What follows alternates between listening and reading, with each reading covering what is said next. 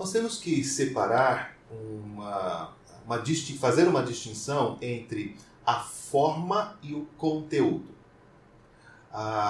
Uma história pode ser contada de forma narrativa ou de forma poética.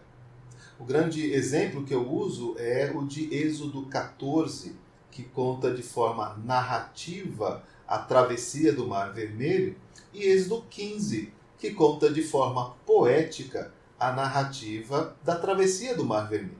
Então, uma história pode sim ser contada de forma poética, assim como é possível que uma história seja contada de forma narrativa, que é o mais comum.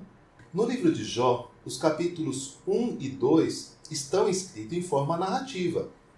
E também o capítulo 40 está escrito de forma narrativa.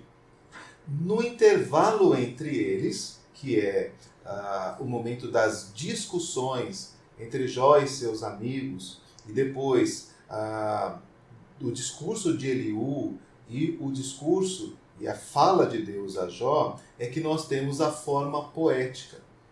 E você vai perceber isso claramente quando você vê que os personagens não dialogam, não intercalam as falas. Jó fala uma grande porção, depois o amigo de Jó responde uma grande porção, e cada uma destas falas é feita de modo poético. Isso nos traz um dado muito interessante sobre o livro de Jó, que ele tem um fundo histórico mostrado e apontado naquela discussão, mas ele tem um trabalho poético. E por que esse trabalho poético é importante? Porque o livro ele tem a função de trazer uma reflexão sobre o sofrimento. E a poesia era um instrumento de reflexão, de registro e de ensino didático. E esse propósito didático fez com que os argumentos de Jó e dos seus amigos fossem escritos de forma poética no livro de Jó. Então, não precisa se assustar. Quando você ler o livro de Jó, você sim pode entender que nós estamos diante de uma história verídica.